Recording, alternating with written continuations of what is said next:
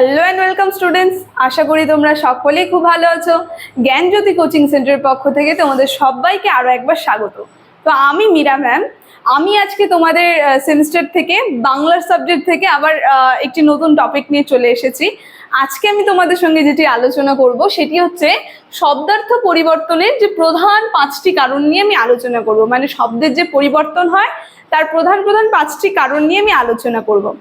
তো আলোচনাটি শুরু করার আগে তোমাদের ছোট্ট করে একটা ইনফরমেশন দিয়ে দিই। বোর্ডের কর্নারে তোমরা দুটো নাম্বার দেখতে পাচ্ছ, এটা হচ্ছে আমাদের জ্ঞানজ্যোতি কোচিং সেন্টারের হেল্পলাইন নাম্বার। এখানে তোমাদের অনলাইনে ক্লাস করানো হয় এবং তার সঙ্গে নোটসও দেওয়া হয় তোমাদের।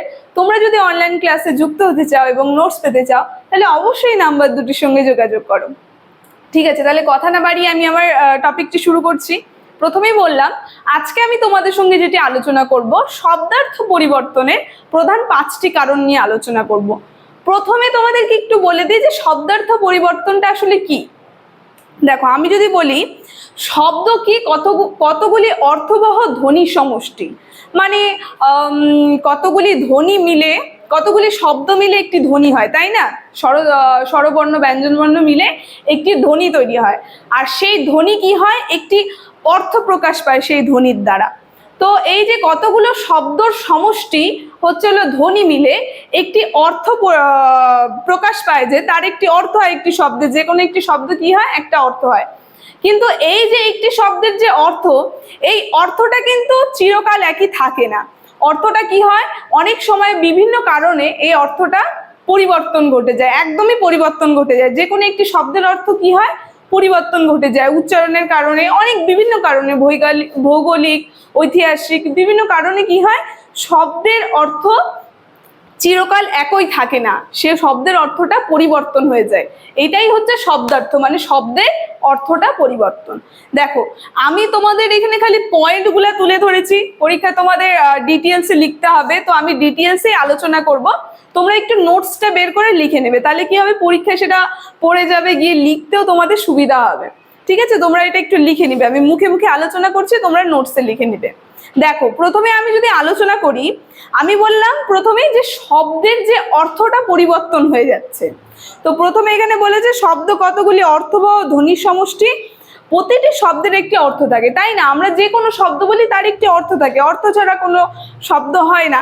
কিন্তু সেই শব্দটা কি হয়, চিরকাল একই অর্থ থাকে না, অর্থটা পরিবর্তন হয়ে যায়, সেটাকে শব্দার্থ পরিবর্তন বলে। এই দেখো, আমি 5টি কারণ এখানে তুলে ধরেছি শব্দার্থ পরিবর্তনের। প্রথম যে কারণটা সেটা হচ্ছে ভৌগোলিক কারণ। ভৌগোলিক কারণে একটু ডিটেলসে যাই, তোমরা লিখে নিবে, ঠিক আছে? ভৌগোলিক কারণ যদি বলি, ভৌগোলিক বলতে আমরা কি বুঝতে পারছি, একটি পরিবেশ, পরিবেশের যে পরিবর্তন হচ্ছে, সেই পরিবেশ পরিবর্তন হওয়ার কারণে কি হচ্ছে, শব্দটার অর্থটাই বদলে যাচ্ছে।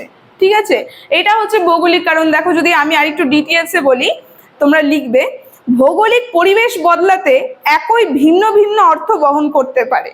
মানে পরিবেশ যে বদলে যায় সেই কারণে একই ভিন্ন ভিন্ন অর্থ বহন করতে পারে, মানে শব্দটার অর্থ একই ভিন্ন ভিন্ন অর্থ বহন করছে। যেমন যদি আমি উদাহরণ দিই, দেখো কি বলছে, ভৌগোলিক কারণে শাক শব্দের অর্থ বাংলা এক প্রকার ভাজ্যপত্র। মানে শাক বলতে আমরা কি বুঝি, যেটাকে আমরা ভাজি, ভেজে রান্না করি, ভাজা প্রকারের জিনিস। কিন্তু কি বলছে, পশ্চিম ও উত্তর ভারতে শাক বদলে যে কোনো নিরামিষ তরকারিকেই বোঝায়। আবার পশ্চিম আর উত্তর ভারতে যদি তুমি চলে যাও, সেখানে দেখবে ভৌগোলিক কারণের জন্য যে কোনো নিরামিষ তরকারি হোক সেটাকে কিন্তু শাক বলে। এই যে ভৌগোলিক পরিবর্তনের কারণে কি হচ্ছে, শব্দটার অর্থটাই পরিবর্তন হয়ে যাচ্ছে, এটা হচ্ছে ভৌগোলিক কারণ। দ্বিতীয় যদি আমি বলি, দেখো আমি লিখে দিয়েছি ঐতিহাসিক কারণ। দ্বিতীয় কারণটা কি, প্রথমটা আমি আলোচনা করলাম, দ্বিতীয় আছে ঐতিহাসিক কারণ। ঐতিহাসিক বলতে আমরা বুঝতে পারছি ইতিহাসগত কারণ। ঐতিহাসিক কারণে কি হয়, একটি শব্দের অর্থই পরিবর্তন হয়ে যায়। দেখো, আমি যদি বলি ঐতিহাসিক কারণে, এইভাবে লিখবে, ঐতিহাসিক কারণে শব্দের অর্থ বদলে যেতে পারে। যেমন যদি বলি আর্য শব্দের মূল অর্থ গতিশীল জনগোষ্ঠী। আর্য বলতে কি আমরা বুঝি, একটা গতিশীল জনগোষ্ঠী, কিন্তু এখন বর্তমানে আর্য শব্দের অর্থ হচ্ছে হলো ইন্দো ইউরোপীয় ভাষা বংশের নৃজাতি। দেখো, এই যে একটা গতিশীল জনগোষ্ঠীকে বুঝালো, কিন্তু এখন ঐতিহাসিক কারণে সেটি বদলে গিয়ে কিসে পরিণত হলো, ইন্দো ইউরোপীয় ভাষা বংশের নৃজাতি। এই যে ঐতিহাসিক কারণে শব্দটার অর্থটাই বদলে গেল। তো এইটাই ছিল ঐতিহাসিক কারণ। দেখো, তারপরে আমি বলেছি আরেকটা কারণ, 3 নম্বরে আছে উপকরণগত কারণ। উপকরণগত কারণ নিয়ে যদি আমি আলোচনা করি, দেখো কি বলছে, উপকরণগত কারণে অনেক সময় শব্দের অর্থ পরিবর্তন হয়। শব্দের অর্থ পরিবর্তন হয়ে যায় উপকরণগত কারণে। যদি উদাহরণ বলি, দেখো কালি বলতে কালো রঙের লেখা তরল পদার্থকে বোঝায়, কিন্তু বর্তমানে লাল, নীল, সবুজ, হলুদ যে কোনো রঙের তরলকে কালি বলে। মানে কি, কালি বলতে আমরা কি বুঝি? কালো। প্রথমে আমরা কালি বলতে বুঝতাম যে কালো, কিন্তু এখন দেখবে যে কোনো রং, হলুদ, লাল, নীল, সবুজ, যেহেতু তরল পদার্থের জিনিস, সেগুলোকেও কি বলছে? নীল কালি, লাল কালি। এই যে উচ্চারণটা পরিবর্তন হয়ে যাচ্ছে, অর্থটাই পরিবর্তন হয়ে গেল। এইটা হচ্ছে উপকরণগত কারণ। দেখো, উপকরণগত কারণ হয়ে গেল, উদাহরণও আমি বলে দিলাম। এখন আসবে হচ্ছে সাদৃশ্যজনিত কারণ। সাদৃশ্য মানে কি বুঝি? মিল। যে কোনো জিনিসের যদি মিল থাকে সেটাকে বলা হয় সাদৃশ্যগত কারণ।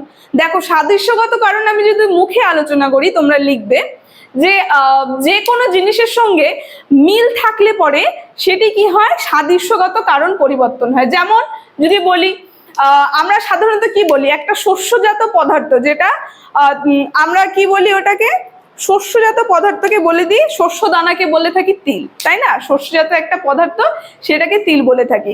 কিন্তু যদি দেখো শরীরে কি হয়, ছোট ছোট কালো কালো দাগ দেখা যায়, যেহেতু সেটা শস্যর সঙ্গে মিলছে। একটা শস্য কি হয়? কালো, ছোট, সে কারণে আমাদের শরীরেও একটা কি হচ্ছে? ছোট্ট কালো দাগ দেখা যাচ্ছে, সেটাকে আমরা কি বলে দিই? তিল। এই যে সাদৃশ্যগত কারণে অর্থটাই বদলে গেল।